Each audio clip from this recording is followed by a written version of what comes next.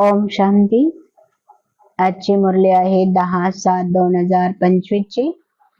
मुरलीचा सार आहे, माझ्या गोड मुलांनो, देह अभिमान सोडा, देही अभिमानी बना। देही अभिमानीलाच ईश्वरी संप्रदाय असं म्हटलं जातं। प्रश्न आहे, तुम्ही आता असा सत्संग करता की हा सत्संग सर्व सत्संगांपेक्षा वेगळा, निराळा आहे? हे कसं आहे? तर हा सत्संग आहे ज्याच्यामध्ये आत्मा आणि परमात्म्याचं ज्ञान दिलं जातं।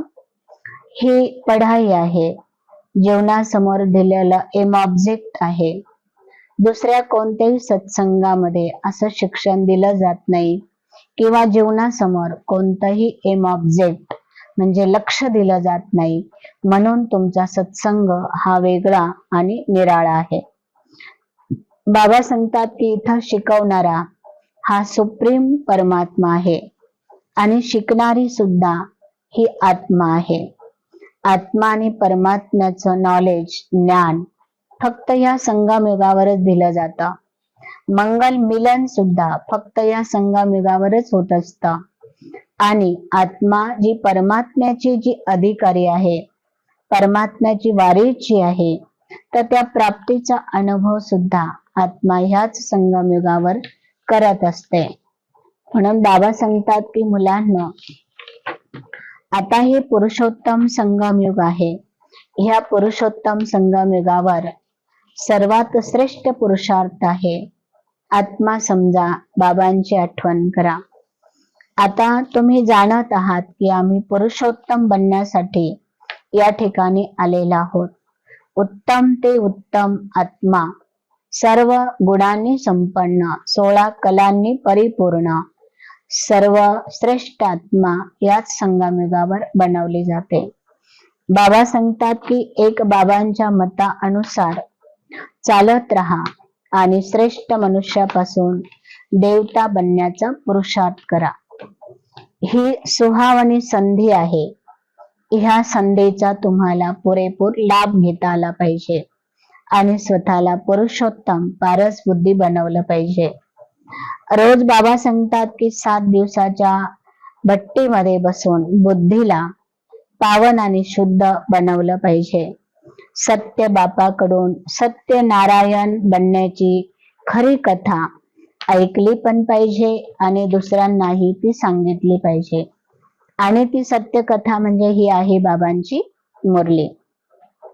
बाबा वरदानामध्ये सांगतात, प्रत्येक खजानाला बाबांच्या डायरेक्शनानुसार कार्यामध्ये लावणारे माझे खरे मुलं इमानदार आणि वफादार आहे। खरा ऑनेस्टी म्हणजे सच्चाई। सच्चाई अर्थात इमानदार त्यालाच म्हटलं जातं जे बाबांचे प्रत्येक खजाने बाबांच्या डायरेक्शनानुसार आपल्या कार्याला लावत असतात। बाबा सांगतात, वेळ, वाणी, कर्म, श्वास, संकल्प, परमत किंवा संघ दोषामध्ये कधीही व्यर्थ घालवणार नाही। स्वचिंतनाऐवजी जे परचिंतन करतात, स्वमानाच्या ऐवजी कुठेतरी परसीटावर जाऊन बसतात, म्हणजे देह अभिमानामध्ये येतात। श्रीमताच्या बदल्यामध्ये ते मनमतावर चालतात, त्यांना कधीही ऑनेस्ट म्हटलं जात नाही, इमानदार वफादार म्हटलं जात नाही। जे बाबांचे खजाने बाबांच्या आज्ञा अनुसार वापरतात त्यांनाच बाबा या ठिकाणी इमानदार आणि वफादार म्हणतात। तर आपण आपल्या स्वतःला चेक केलं पाहिजे की आपण बाबांच्या श्रीमताच्या विरुद्ध कुठे चालत तर नाही ना, हे आपण आपल्या स्वतःला चेक केलं पाहिजे। बाबा सांगतात की मायाचा विरोध कधी येऊ शकतो? जेव्हा बाबा आणि बाबाच्या परिवारापासून आपण नेहमी दूर राहतो। मायाचं अपोजिशन तुम्हाला बंद करायचं असेल तर नेहमी बाबा, आपल्या स्वतःचं स्वमान, परिवाराचा नशा, त्याच्या पोझिशन मध्ये राहणं गरजेचं आहे। संकल्पाची शक्ती जमा करा आणि श्रेष्ठ सेवेला लावत राहा. सर्व आत्मा म्हणजे एक बेहदचं घर आहे. आपल्या परिवाराला बाबा कोणत्याही वरदानापासून वंचित ठेवत नाही. तर अशा उमंग आणि उत्साहाच्या श्रेष्ठ संकल्पांना मनामध्ये ठेवा. भले तुम्ही आपल्या प्रवृत्तीमध्ये, आपल्या कार्यामध्ये बिझी राहा. बेहद स्टेजवर आहे.